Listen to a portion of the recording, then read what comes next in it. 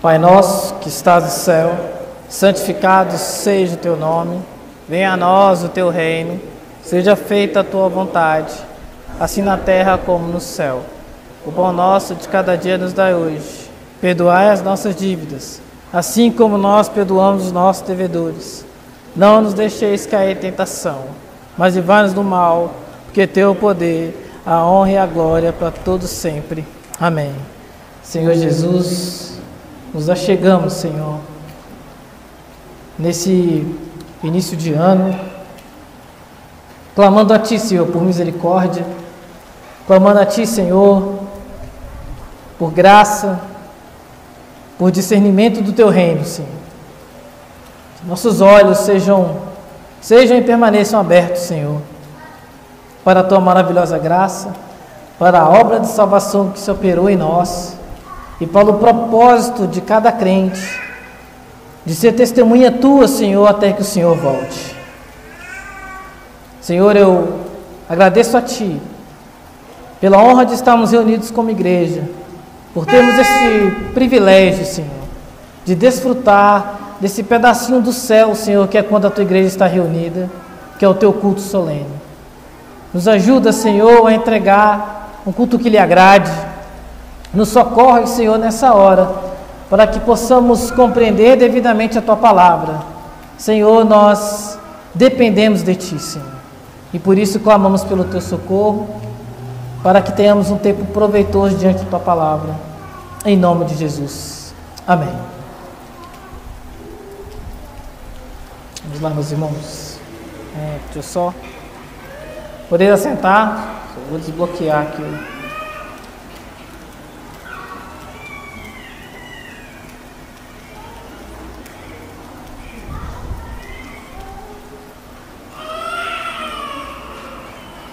Meus irmãos, nós vamos dar continuidade hoje à nossa jornada de Atos.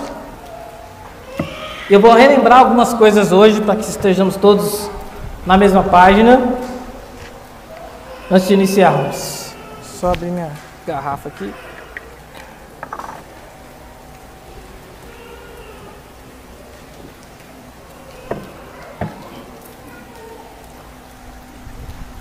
Relembrar rapidamente sobre o que se trata o livro de Atos dos Apóstolos, no qual nós falamos muito aqui sobre serem os atos do Espírito Santo por meio dos apóstolos. Então nós vimos aqui desde o início que o texto é escrito por Lucas e ele deixa muito claro nas primeiras páginas desse livro que a ressurreição de Cristo, depois de ter padecido, na cruz, é um fato incontestável. Então eu gostaria de lembrar essa questão. Gostaria de lembrar também que o livro de Atos, apesar de muitos buscarem nele uma espécie de modelo ideal de igreja, não é esse o propósito de Lucas. O propósito de Lucas é nos trazer um relato histórico e teológico, que nos explica como a igreja se desenvolveu e principalmente como o Espírito Santo capacitou os apóstolos e os discípulos a cumprirem a grande comissão que Jesus havia ordenado. Então havia uma necessidade que Jesus havia dito a eles, deles serem capacitados pelo Espírito, de receberem o poder que vinha do alto, para então assim iniciarem o ministério. Então nós temos uma narrativa histórica extraordinária. Eu gosto sempre de lembrar disso, da beleza desse livro, de quantos tipos literários nós temos aqui. Um livro de fato riquíssimo e que nos ajuda muito a entender o que é ser igreja, o que é ser cristão e qual é a nossa missão. Pois nós não podemos, como cristãos, estar perdidos na nossa jornada. Nós estamos em peregrinação. Então existe uma realidade acerca de nós, de todo aquele que crê. Ele não está preso a essa terra. Tá, pastor, todo mundo vai morrer. Não, mas o cristão sabe exatamente que ele está peregrinando. E se ele está peregrinando, ele sabe o destino pelo qual ele está indo. Então um cristão não está perdido no mundo. Ele não está andando como um andarilho que não tem uma rota, que não tem uma missão. Ele não está refém do seu próprio sentimento. Não, ele está em missão. E o livro de Atos vai nos mostrar isso, que desde o início a igreja está em missão. Então nós temos esse relato que deixa claro como o Espírito Santo e como Deus opera a missão da igreja, como ele viabiliza a missão da igreja para anunciar a salvação em Cristo Jesus. Nós nunca podemos perder essa realidade da nossa vista. Por que eu gosto de alertar sobre isso? Porque existe um risco que todos nós corremos, que é caminhar numa congregação de fé e esquecer o propósito por que estamos aqui. Domingo após domingo, ano após ano, caímos numa rotina de um fluxo religioso onde se perde de vista o real motivo pelo qual estamos aqui. A prestar culto a Deus, louvar a Deus, aprender da palavra de Deus, tudo isso é necessário para que a missão seja cumprida. Sem missão, essas coisas perdem o sentido no nosso coração.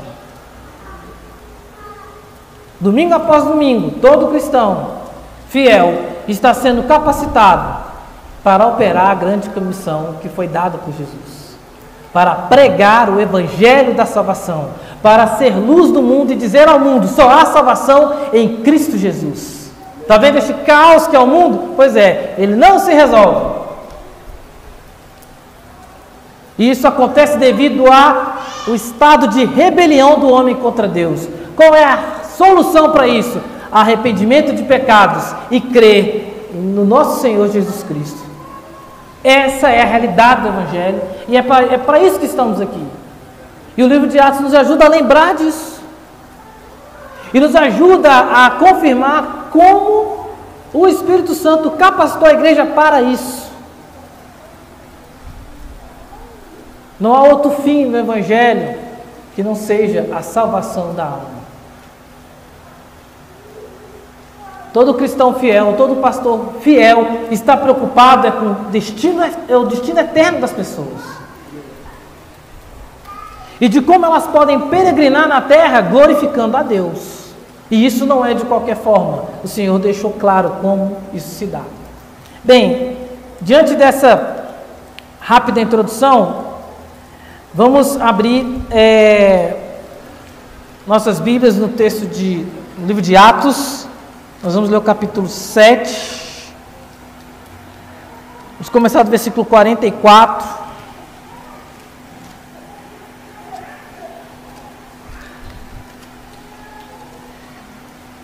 Eu estou há quase 3 meses estudando esse texto, então acho que daqui para meia-noite eu termino.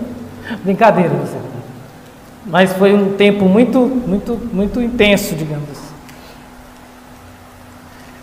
Glória a Deus por isso. Atos capítulo 7, versículo 44. O tabernáculo do testemunho estava entre nossos pais no deserto, como determinar aquele que disse a Moisés que o fizesse segundo o modelo que tinha visto. O qual também nossos pais, com Josué, tendo recebido, o levaram quando tomaram posse das nações que Deus expulsou da presença deles até os dias de Davi. Este achou graça diante de Deus e lhe suplicou a faculdade de prover morada para o Deus de Jacó. Mas foi Salomão que edificou a casa. Entretanto, não habita o Altíssimo em casas feitas por mãos humanas, como diz o profeta: o céu é o meu trono e a terra o estrado dos meus pés. Que casa me edificareis, diz o Senhor, o qual é o lugar do meu repouso? Não foi porventura a minha mão que fez todas essas coisas? Homens de dura cerviz, incircuncisos de coração e de ouvidos, vós sempre resistis ao Espírito Santo, assim como fizeram vossos pais, também vós fazeis, o qual dos profetas vossos pais não perseguiram, Eles mataram os que anteriormente te anunciavam a vinda do justo, do qual vós agora vos tornastes traidores e assassinos, vós que recebestes a lei por intermédio de anjos e não aguardastes. Ouvindo eles isto, enfureceram-se no seu coração e rilhavam os dentes contra ele. Mas Estevão, cheio do Espírito Santo, fitou os olhos no céu e viu a glória de Deus e Jesus, que estava à sua direita. E disse: Eis que vejo os céus abertos e o Filho do Homem em pé à destra de Deus. Eles, porém, clamando em alta voz, tamparam os ouvidos e unânimes arremeteram contra ele. E lançando fora da cidade, o apedrejaram. As testemunhas deixaram suas vestes aos pés de um jovem chamado Saulo. E apedrejavam Estevão, que invocava e dizia: Senhor Jesus, recebe o meu espírito. Então, ajoelhando-se, clamou em alta voz: Senhor, não lhes imputes este pecado. Com estas palavras, adormeceu. Capítulo 8, versículo 1. E Saulo consentia na sua morte. Naquele dia, levantou-se grande perseguição contra a igreja em Jerusalém, e todos, exceto os apóstolos, foram dispersos pelas regiões da Judéia e Samaria. Até aqui, meus irmãos. Então, eu vou relembrar um pouco de quem era Estevão antes de nós partirmos propriamente dito aqui para o texto desta noite. Estevão é um discípulo de Jesus, de fala grega, que foi um dos 7 escolhidos para resolver, em primeira instância, nós vemos no texto, um problema pontual. Qual era o problema? As viúvas dos judeus helenistas, ou seja, judeus de fala grega, apresentaram uma queixa aos apóstolos de que suas viúvas não estavam recebendo a distribuição diária que ocorria naquele tempo. Então, relembrando rapidamente, as pessoas ofertavam, vendiam suas posses, ofertavam na igreja, davam para os apóstolos, ofertavam para os apóstolos, e eles davam às pessoas conforme cada um tinha necessidade, né? Lembrando que era uma ação voluntária, não impositiva dos apóstolos. Uma vez esse problema posto, o que os apóstolos discernem? Eles convocam os discípulos para que eles levantem entre eles 7 homens de boa reputação, cheios do Espírito e de sabedoria, para que eles pudessem apoiar nessa parte da missão. Porque o que os apóstolos discerniram? Que eles precisavam se dedicar no estudo e no ensino da sã doutrina e não poderiam compartilhar essa ação de servir às mesas. Estevão é um desses 7 homens. E ele não se limita a essa ação pontual. Que o texto vai nos dizer que Estevão fazia muitos sinais e prodígios dentre o povo e pregava o Evangelho, salvação pela fé em Jesus Cristo somente. E a dinâmica dos discípulos de Jesus era sempre o quê? Primeiro, eles pregavam nas sinagogas. Eles pregavam primeiro para seus irmãos judeus. Esse era o fluxo. E gentios também ouviam, mas a prioridade no início da igreja era sempre, primeiro, sinagogas. E aí acontece que levanta-se contra Estevão uma hostilidade. Esses mesmos judeus, de uma sinagoga chamada de Libertos, né? Era uma sinagoga que tinham judeus de fala grega, judeus helenistas, justamente aqueles que levantaram a queixa, né? E que Estevão servia. E aí nós já vemos que ele estava servindo não somente com as provisões, mas com palavra, com sinais e prodígios, no qual o Espírito Santo o capacitava. Então esses homens levantam uma acusação contra Estevão. Eles se sentem incomodados e enfurecidos. Nós vamos ver como vai ser o resultado disso, né? Como nós vemos aqui. Então essa acusação é levantada contra Estevão de que ele estava cometendo um pecado de blasfêmia. Ou seja, e essas testemunhas que foram levantadas, nós vimos isso, né, nas ministrações passadas, foram levantadas por meio de acusações falsas. Haviam falsas testemunhas que foram subornadas para realizarem acusação a Estevão. Nós já vimos isso quando o Sinédrio suborna guardas para dizerem que os discípulos haviam roubado o corpo de Cristo. É uma prática que não é bem uma novidade. Então Estevão é levado dessa sinagoga para o Sinédrio. O Sinédrio é um tribunal, é um tipo de tribunal onde os sacerdotes e os anciãos julgam. Muito semelhante também ao que aconteceu com Jesus. Os irmãos devem se lembrar que Jesus foi levado ao Sinédrio para ser inquirido, para ser interrogado. Fazem a mesma coisa com Estevão, levam Estevão para o Sinédrio. E aí, perante o tribunal, Estevão responde à acusação de blasfêmia contra ele. Qual era a acusação? De que ele estava falando contra o templo e contra a lei de Moisés. Essa informação é importante, guardem isso, porque também há uma semelhança com Jesus nisso. O ponto onde a ira dos judeus se dá contra Jesus é justamente quando o assunto é o templo. Então se levantou essa acusação contra Estevão, e Estevão então se defende. Na defesa de Estevão, nós temos o sermão mais longo da Bíblia.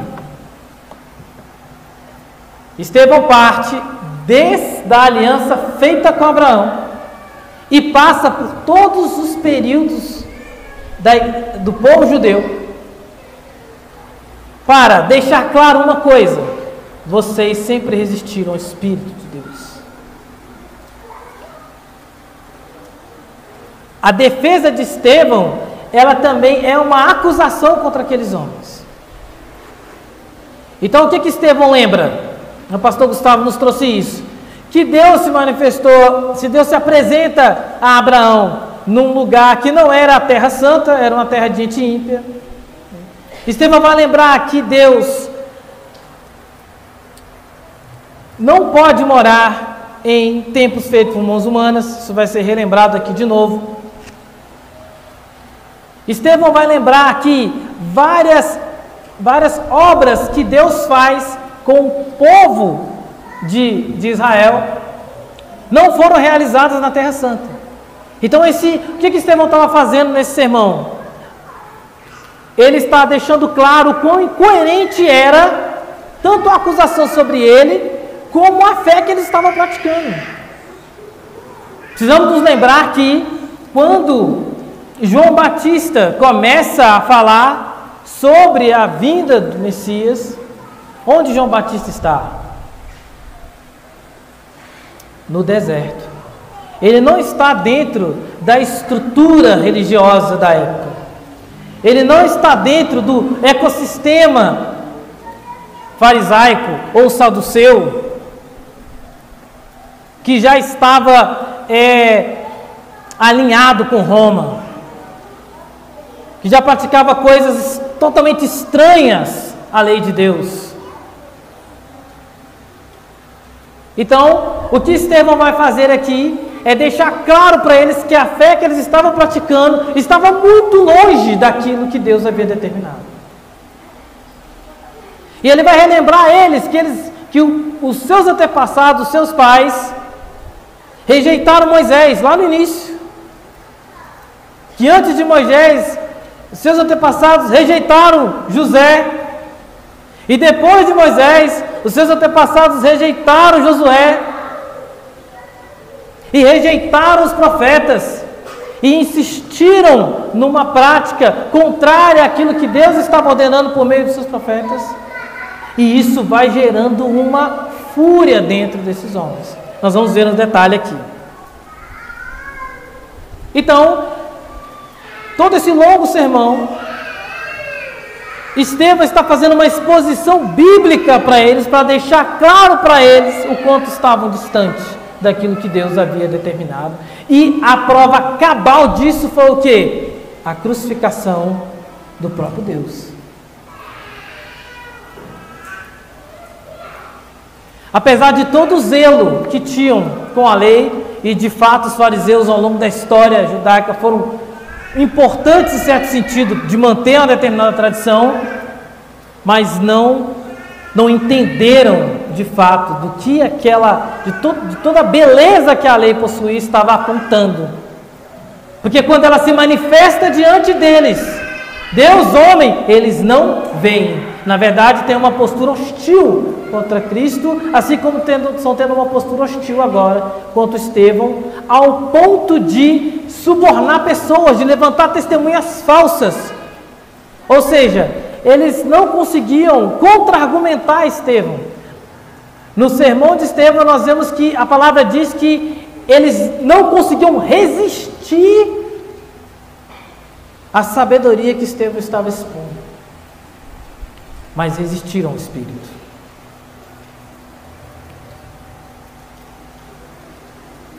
Então, Estevão, aqui, no texto que nós estamos lendo, no texto de hoje, nós estamos no final desse sermão, no qual ele vai lembrar de outro detalhe, ainda na história do povo de Israel.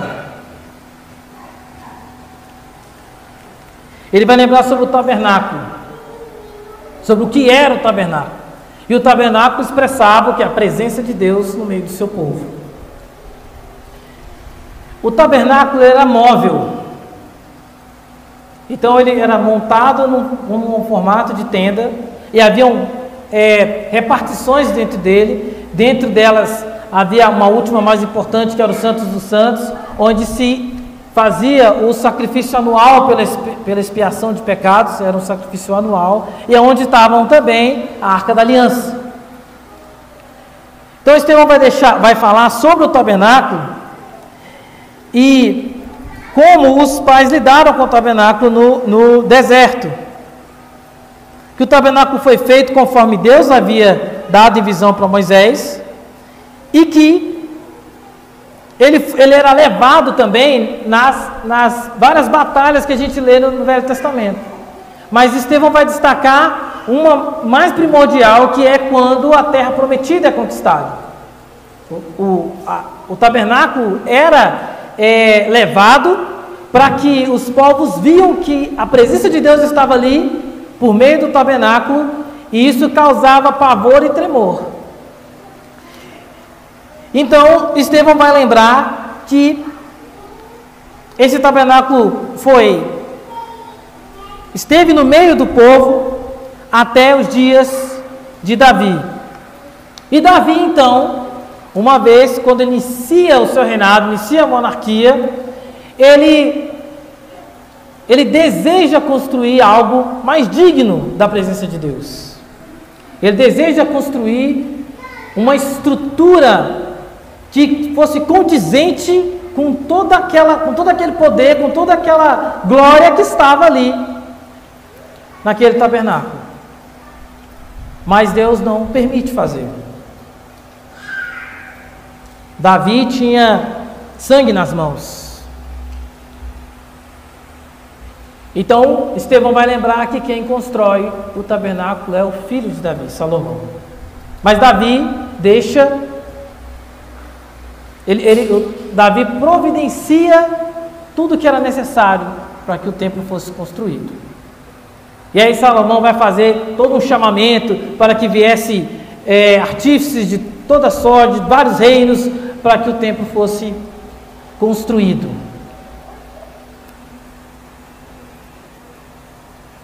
E aí acontece algo na pregação de Estevão muito interessante.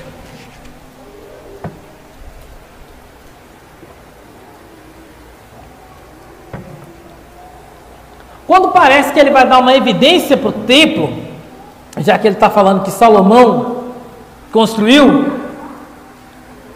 ele vai dizer assim: entretanto não habita o Altíssimo em casas feitas por mãos humanas, como diz o profeta. Aí ele vai citar o que Isaías escreveu. O que Estevão está fazendo aqui? Ele está dando um salto na história. Então ele chegou até Salomão, dizendo que foi ele que construiu o templo. Mas isso que Isaías disse não foi nessa época. Então você tem o período onde há a divisão do reino de Israel, reino do norte, reino do sul, Israel, Judá, por conta da imprudência e pecado dos filhos de Salomão.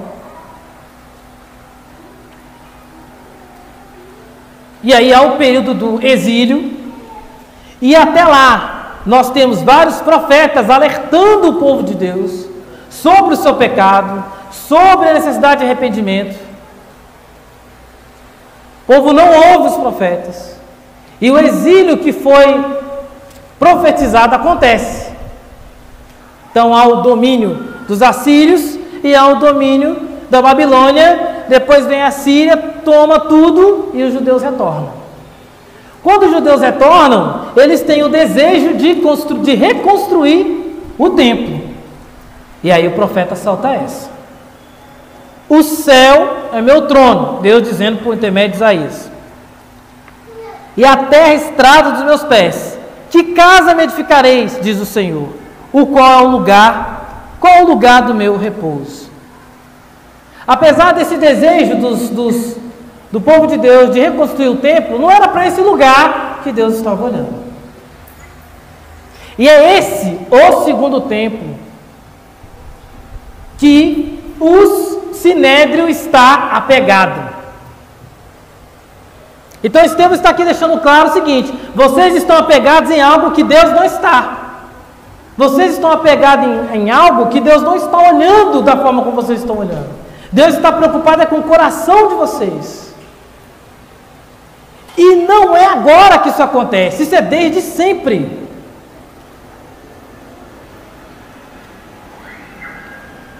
Pois não há, o único templo onde Deus habita é o ser humano.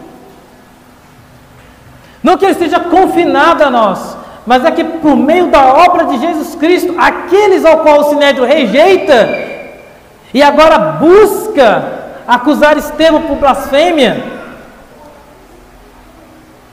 é por meio da fé em Cristo que é possível que o ser humano se torne templo do Espírito Santo, templo de Deus. Mas o que Estevão faz no sermão mais longo da Bíblia é deixar claro: não é para estruturas feitas por mãos humanas que Deus está olhando. Deus quer arrependimento de pecados. Deus quer que sua lei seja cumprida. E Deus deixou claro: vocês não vão conseguir cumprir minha lei, vocês precisam de um Salvador. Mas quando o Salvador veio, o que Estevão está lembrando? Vocês mataram ele, mas ele não permaneceu morto, ele ressuscitou.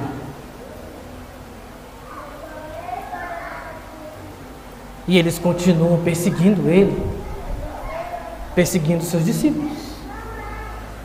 Lá na frente nós vamos ver sobre a conversão de Saulo. E qual a pergunta que Jesus faz para ele?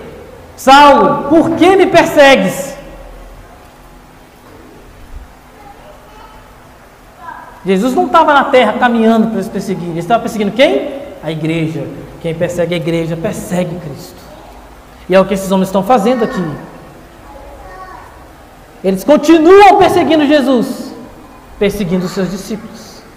E Estevão é a pessoa da vez. Então é interessante o que essa reviravolta que Estevão dá, mas para deixar um princípio claro que ele já tinha dito, do quão longe eles estavam da lei de Deus.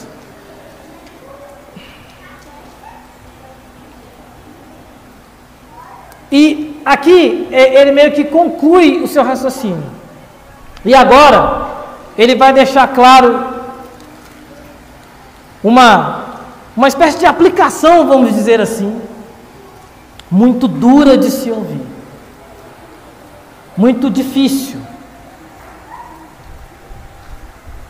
Estevão observa aqueles homens. E ele agora vai aplicar tudo que ele ensinou. O texto que o pastor Gustavo expôs, uma parte do texto que o pastor Henrique expôs. E aí ele chega e conclui dessa forma. Olha o que ele vai dizer. Versículo 51. Homens de dura cerviz, incircuncisos de coração e de ouvidos, vós sempre resistis o Espírito Santo, e assim como fizeram vossos pais, também vós o fazeis. É uma realidade dura, porque Estevão está dizendo para eles: vocês não entenderam, desde Abraão, vocês não entenderam, vocês resistem a Deus, e ele já demonstrou no seu sermão toda essa resistência.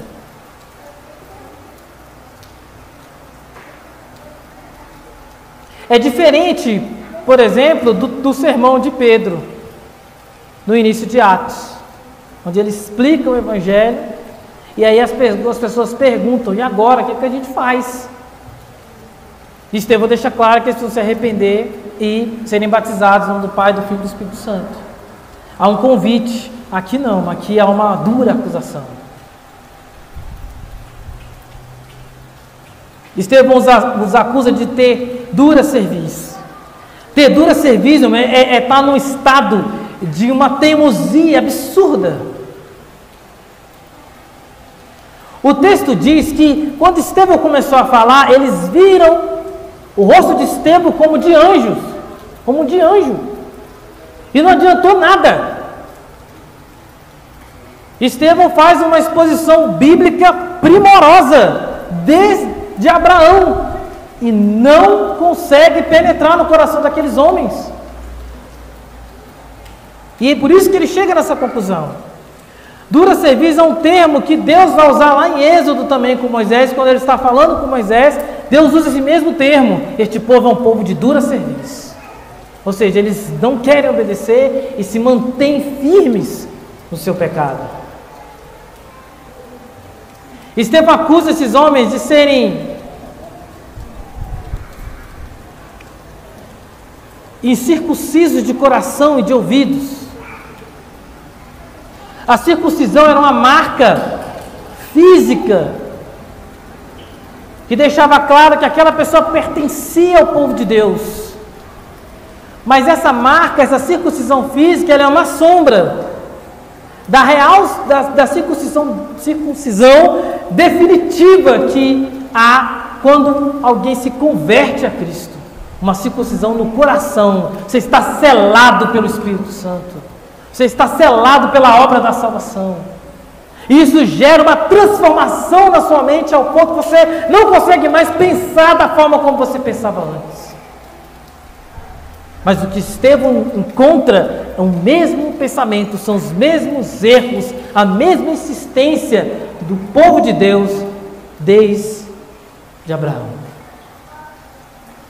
Que apesar de todos os sinais, de todos os prodígios, de todos os milagres que foram feitos, o povo se mantinha resistente a Deus.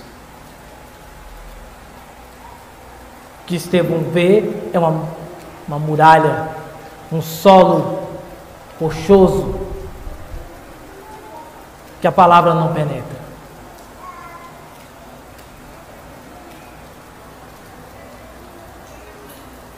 Deus, em toda a história bíblica, está apontando para uma realidade espiritual muito maior do que os ritos e as marcas físicas. A fé do Velho Testamento é a mesma do Novo, meus irmãos, no sentido de se olhar para o Messias. No Velho ele ainda não tinha vindo, no Novo ele já veio, mas a fé é no Messias. Mas eles perderam isso de vista. E é isso que Estevão está os acusando.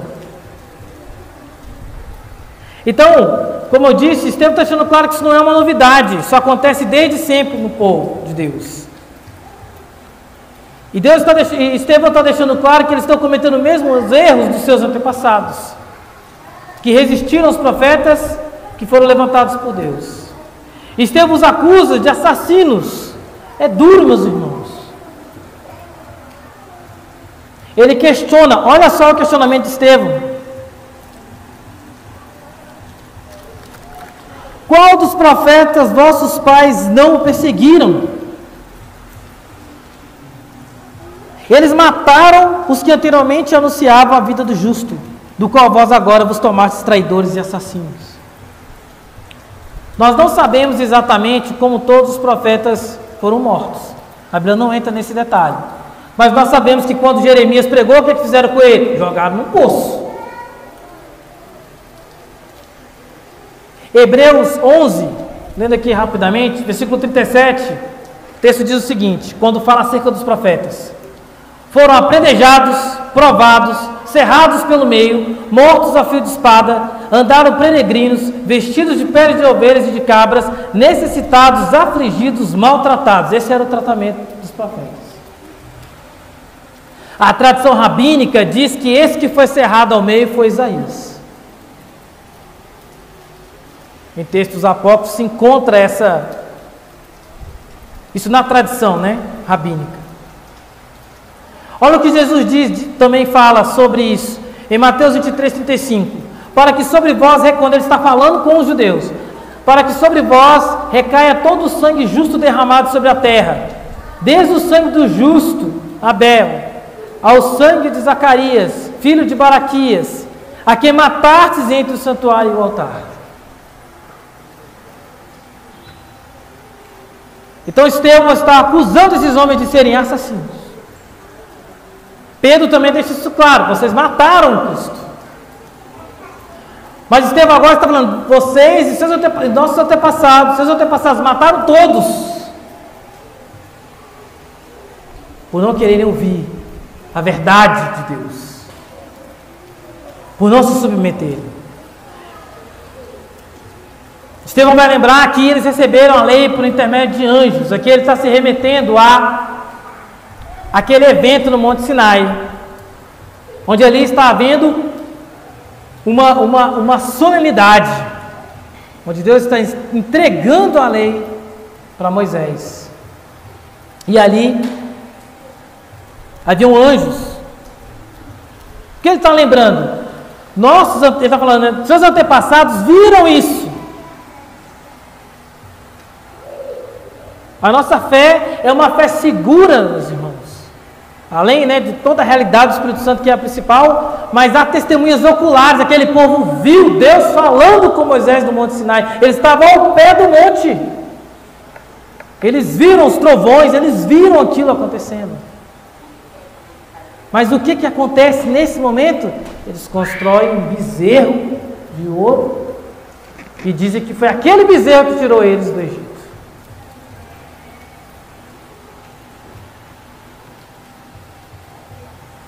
Então, diante de toda essa acusação, eles se enfurecem, eles rangem os dentes. Ter uma raiva, meus irmãos, ao ponto de ranger o dente é muita raiva. É muita raiva. É ódio puro. Eu quero que os irmãos vejam a quantidade de sinais que aconteceu nesse cenário. E o resultado foi ranger de dentes.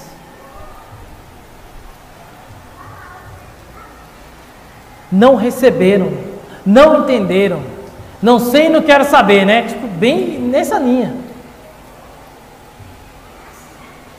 E aí, mas aqui há uma realidade, um contraponto. A mesma palavra que deixou esses homens rangendo dentes, olha o que provoca Estevão. Mas Estevão, cheio do Espírito Santo, fitou os olhos no céu e viu a glória de Deus e Jesus que estava à sua direita. Olha, você tem o inferno e o céu acontecendo no mesmo momento. Estevão vê a glória de Deus. E ele não somente vê, ele fala. E disse: eis que vejo os céus abertos e o Filho do Homem em pé à destra de Deus. O que Estevão viu? A visão de Daniel. Olha o que diz Daniel 7, 13 e 14. Eu estava olhando nas minhas visões da noite, e eis que vinha com as nuvens do céu um como filho do homem, e dirigiu-se ao ancião de dias, fizeram chegar até ele. Foi-lhe dado domínio e glória e o reino para os povos, nações e homens de todas as línguas o servissem.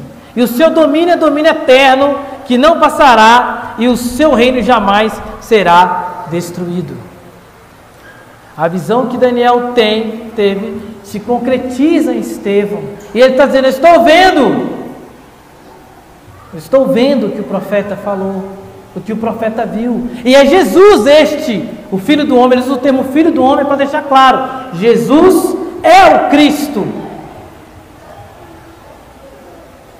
E ao invés deles se animarem com aquilo ou se arrependerem, não é o que acontece. Versículo 57, eles, porém, clamando em alta voz, tamparam os ouvidos e unânimes arremeteram contra ele. Incircuncisos de ouvidos, não quiseram ouvir.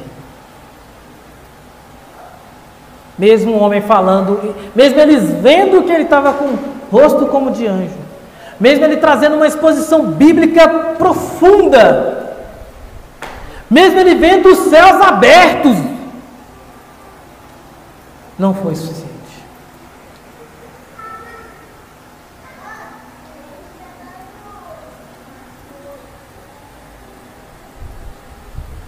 Pelo fato de que eles estavam apegados ao templo, e Deus não habita em templos feitos por mãos humanas. Deus não pode ser confinado. Deus não está a serviço dos homens. Aquele que crê, o fluxo é o contrário. Deus, eis-me aqui. Meu projeto de vida também se converte, né? Porque acontece uma coisa muito estranha nos nossos dias. O cara diz que se converteu, mas o projeto de vida dele não. Alguma coisa está errada. Se você se converteu, seu projeto de vida também se converte. Porque agora só faz sentido viver se for para a glória do Rei. Qualquer projeto só tem lógica real se Deus for glorificado.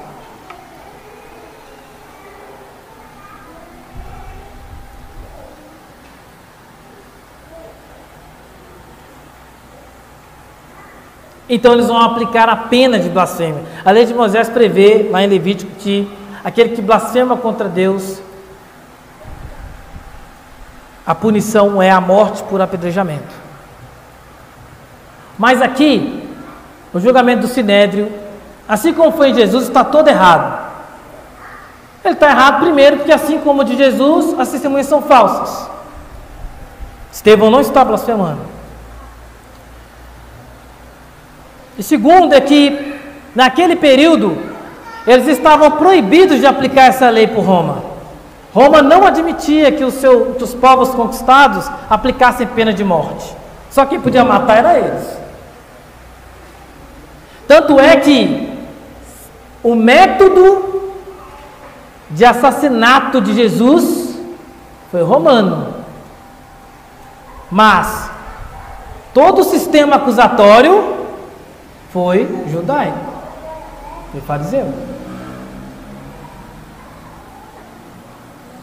Aqui esses homens estão com tanta raiva que eles nem pensam nessa consequência. O que eles fazem? Eles arrastam para fora da cidade. O texto nos diz. Lançaram fora da cidade e ali o apedrejaram. E aí Estevão vai nos dar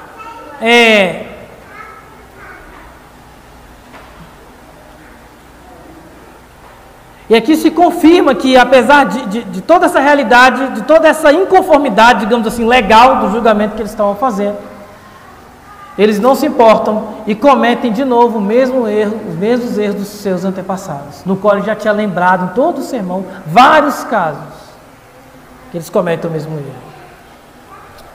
E aqui nós vamos ter que Lucas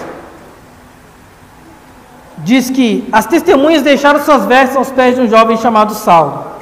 Então meio que abruptamente aparece o nome de Saulo. Mas Lucas está partindo do pressuposto que os seus leitores conhecem Saulo assim como nós conhecemos. Então, apesar de aparecer de uma forma muito abrupta, ninguém estranha, né? Então, ele entende que Saulo já era um nome conhecido. A gente fica se perguntando o que Saulo estava fazendo ali, né? Uma das hipóteses é de que Saulo, apesar de ser jovem, já tinha alguma posição muito perto do Sinédrio, uma posição de autoridade. Então ele não está ali como quem julga, mas ele estava perto, por isso ele está ali, acompanhando aquilo. Essa é uma das hipóteses, tá? E as testemunhas deixam as suas vestes, eles seriam as suas capas, porque na lei de Moisés, o primeiro que apedreja são as testemunhas.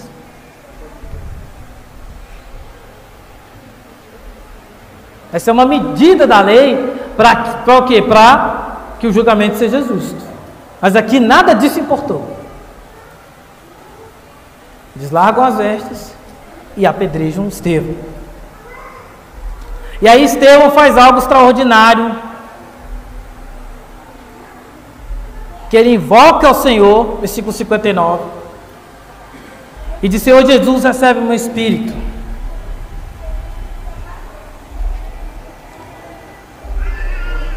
E aqui nós vamos ter algumas semelhanças que eu quero destacar aqui em relação à morte de Cristo.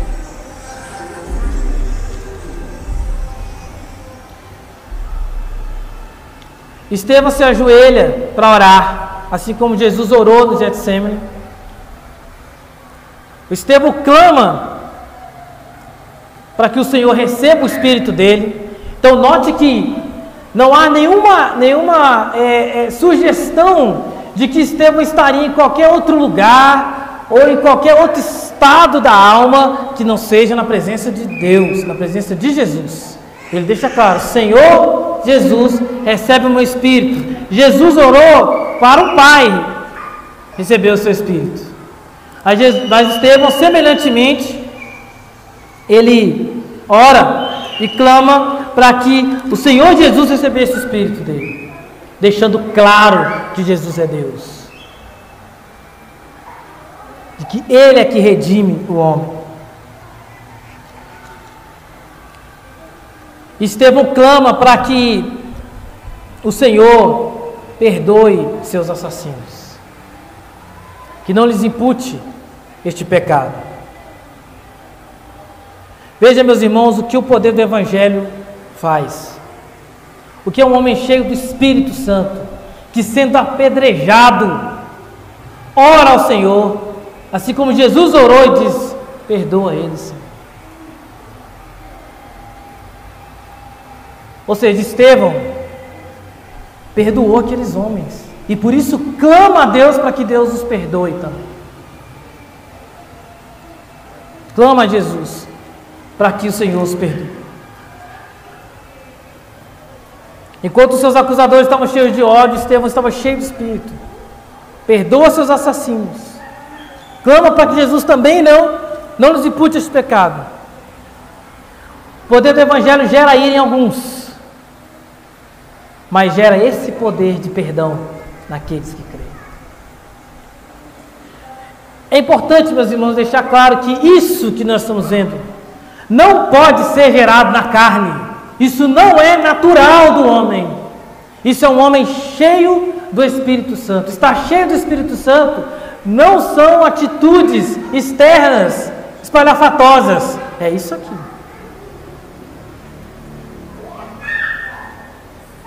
Esse é cheio ao ponto de perdoar aqueles que lhe apredejam, que lhe jogam pedras.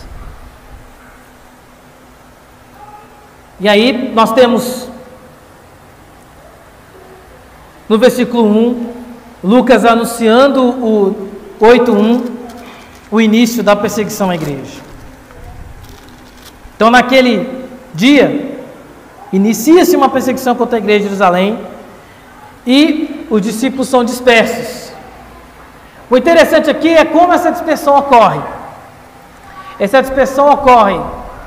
Os apóstolos ficam no risco, e os discípulos são dispersos da Judéia e Samaria.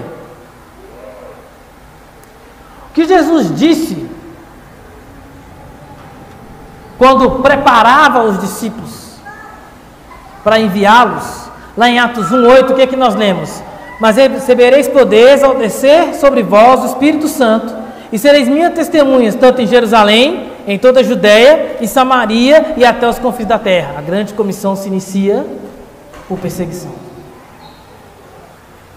Os discípulos são dispersos nessas regiões, onde Jesus deixou claro que seria o fluxo mesmo. E essa parte da perseguição será exposta na próxima reunião. E eu gostaria de fazer algumas aplicações breves antes de cearmos. Primeira coisa que nós precisamos entender: Estevão prega a palavra.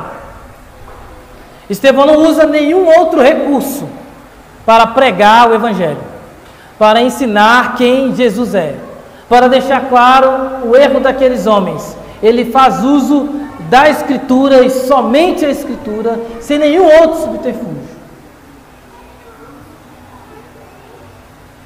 Não há estratégias mirabolantes, não há uma desculpa para se pregar. É claro que aqui ele está pregando para os seus irmãos judeus que já conheciam a história, mas eu trago esse alerta aqui, meus irmãos. Você não precisa de uma estratégia para pregar o Evangelho, você só precisa da Escritura. Somente a Escritura. Não há qualquer estratégia melhor. Pregue a palavra em tempo e fora de tempo. Pregue o Evangelho, somente a Escritura. Eu acho que aqui a Denise vai lembrar. Eu lembrei de uma época de que a gente tinha acho que eu até contei essa história aqui. A gente estava tem muitos anos isso, numa jornada evangelística, e eu tinha um papel. Aí o papel era para questionar as pessoas, né? Você tem um problema com droga? Não sei se você lembra disso, Denise. Você tem um problema com filho? Tinha uma lista de desgraças no papel. E aí, quando a pessoa encaixava em uma daqueles negócios, a gente tinha um motivo para falar, para chamar a pessoa para vir para a igreja e tal. O problema é quando não tinha. A gente então tá. Isso é uma distorção do Evangelho, meus irmãos. Não interessa o que a pessoa tem ou não tem, todos pecaram e carecem da glória de Deus. Mesmo que ele acredite que tem uma vida quadradinha, bonitinha lá, se não há arrependimento de pecados, se não está debaixo do sangue de Cristo, não tem conversa. Então não há necessidade de qualquer outras coisas para pregar o Evangelho. Outro lembrete importante: Deus não chamou pastores para agradar as suas ovelhas. Deus levanta aqueles para pregarem a verdade do Evangelho, do jeito que ela é. Assim, é seco,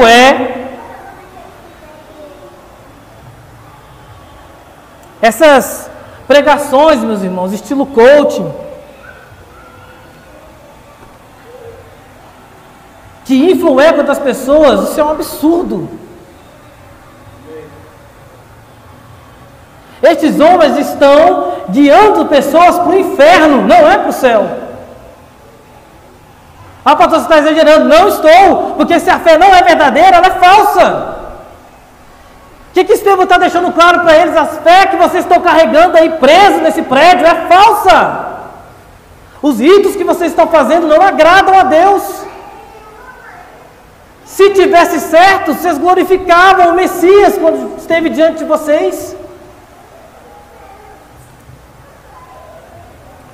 Então, meus irmãos, coisa como teologia da prosperidade, do coach, qualquer moda que inventarem, que não for o Evangelho genuíno, é rota de morte.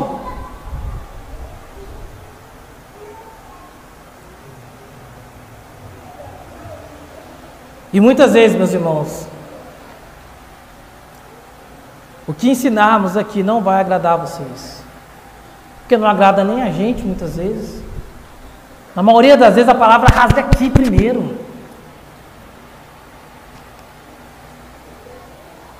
O primeiro a ser moído é o pregador. Ou então está errado. Cuidado, meus irmãos, e aqui eu vou trazer um pouco para um contexto mais, digamos assim, do nosso período. Cuidado com a resistência ao ensino. Cuidado com o que você está apegado. Hebreus 3,17 vai dizer: obedecer a vossos guias e sede submissos para com eles, pois velam por vossa alma como quem deve prestar contas, para que façam isto com alegria e não gemendo, porque isso não aproveita a vós outros. Ou seja, pastores fiéis estão fazendo o que fazem com o seguinte raciocínio: Deus vai me cobrar isso. Eu tenho que velar pela vida dos irmãos, porque Deus vai me cobrar isso. Quantas e quantas vezes eu fui lembrado disso antes de ser ordenado? O pastor Marcelo sempre deixou claro: Deus vai te cobrar isso. Não espere encontrar em nós perfeição. Somos homens de muitos erros. Mas o nosso compromisso com o Senhor é fidelidade a este livro. Mesmo que haja animosidade de quantos forem, fidelidade ao livro.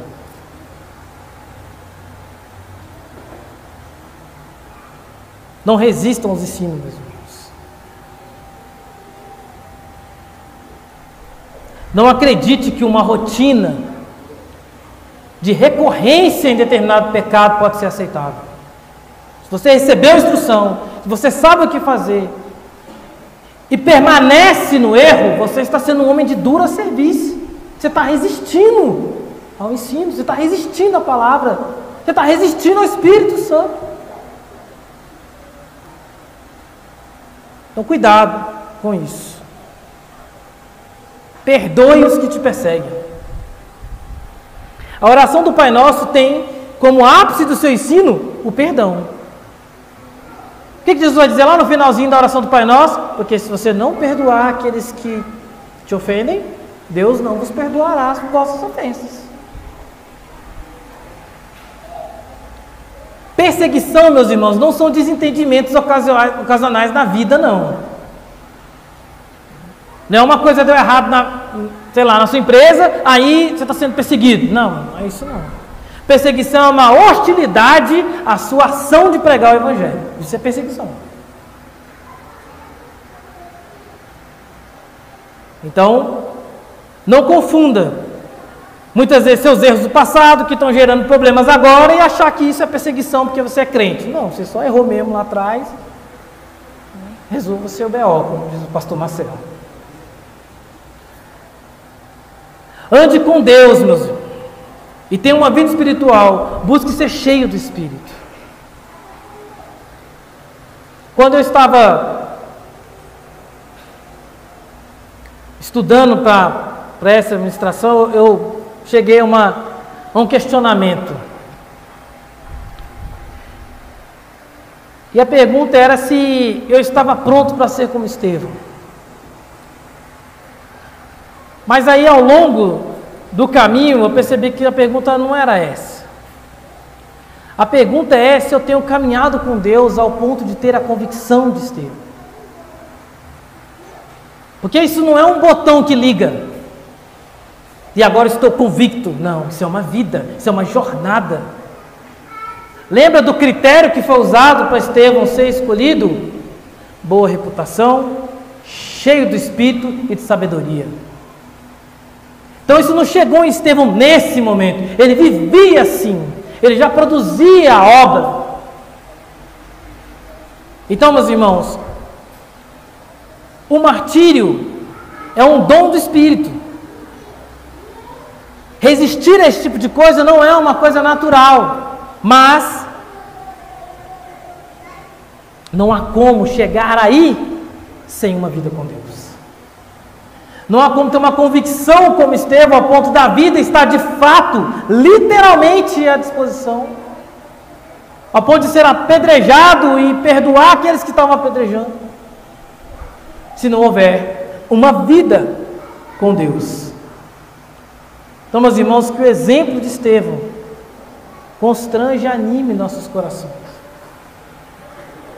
para que possamos pregar o Evangelho fielmente, conforme a Escritura, para que a gente busque uma vida com Deus constantemente, até que Cristo volte. Esse é a minha oração, para que nós que a gente não olhe para Estevão como uma exceção da história. Não, é uma convicção que todo cristão precisa ter. Ele era discípulo de Jesus, como eu e você somos. A questão é se temos a convicção que ele tem.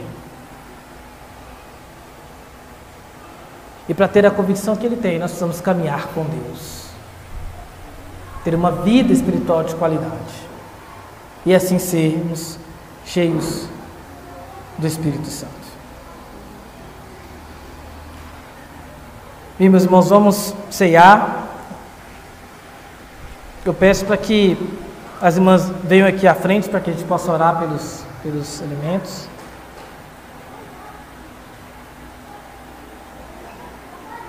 Eles serão distribuídos a vocês.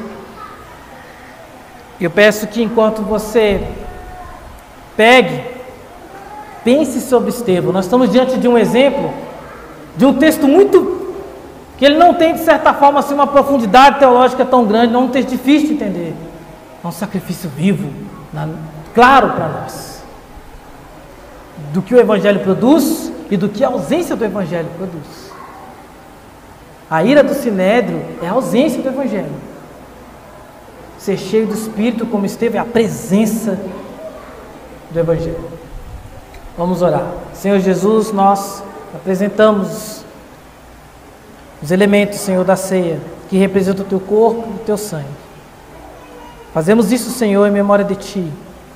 Que essa convicção, Senhor, esteja no coração de cada irmão, ao pegar este pequeno cálice e ceiar juntamente com a igreja, em nome de Jesus. Amém.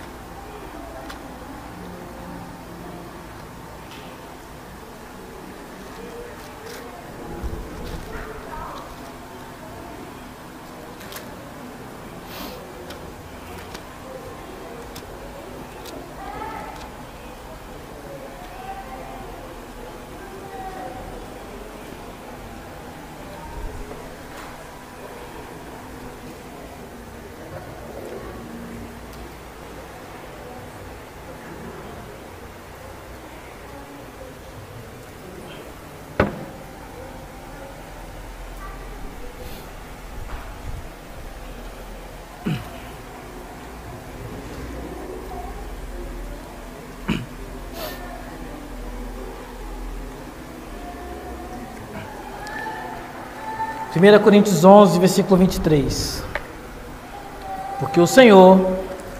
Porque eu recebi do Senhor o que também vos entreguei.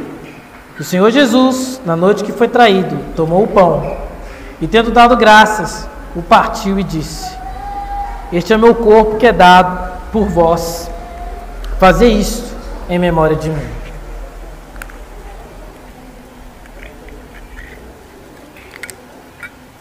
Senhor Jesus, nós te damos graças, Senhor, pelo Teu sacrifício heróico na cruz, pelo Teu corpo, Senhor, que foi rasgado, e por causa do Teu sacrifício, Senhor, o Senhor gerou homens como Estevão, como lemos hoje, Senhor. Que o nosso coração também esteja em igual estado de gratidão, Senhor, para ceiarmos essa noite em memória de Ti, em nome de Jesus. Poder comer o pão, meu irmão?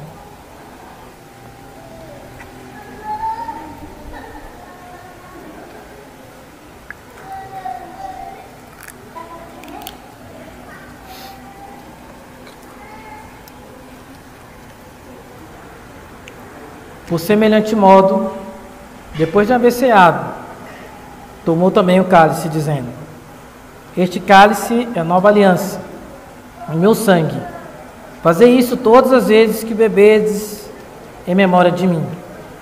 Porque todas as vezes que comerdes este pão e bebedes o cálice, anunciais a morte do Senhor até que Ele venha. Senhor Jesus, obrigado, Senhor, pelo Teu sangue derramado. Sangue no qual nenhum de nós, ninguém no mundo, Senhor, merece ou tem condições de apresentar qualquer coisa que justifique o sangue do justo derramado. Nos ajude, Senhor, a compreender tal realidade e que possamos, Senhor, assim como Estevão, ter nossas vidas entregues, assim como o Senhor entregou a sua vida e deixou claro para nós que assim como perseguiram os profetas, perseguiriam nós também. Que a firme convicção, Senhor, da fé, de que o Senhor nos salvou por intermédio do Teu sacrifício na cruz, possa guiar, Pai, nossos pensamentos, nossas vidas, e nos manter anunciando o Senhor, até que o Senhor venha. Em nome de Jesus. Podeis beber, meus irmãos?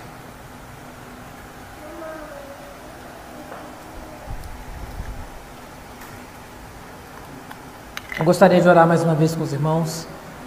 Senhor Jesus, eu te dou graças e clamo a Ti, Senhor, que esta mensagem possa permanecer em nossos corações, Deus. Que o exemplo de Estevão não fique preso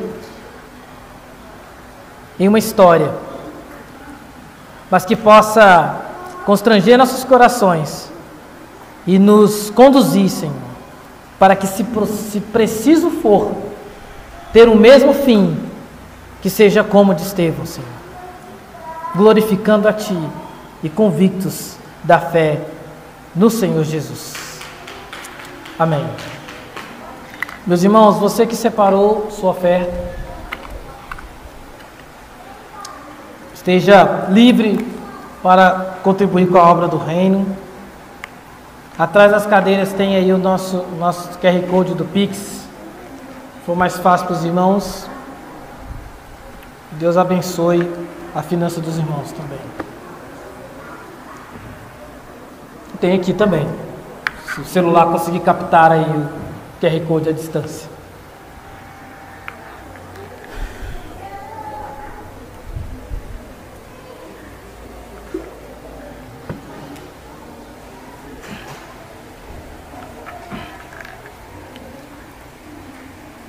Bem, peço aos irmãos que fiquem de pé para podermos orar mais uma vez. Encerramos nossa reunião de hoje. Terça é aqui? Terça-feira é aqui?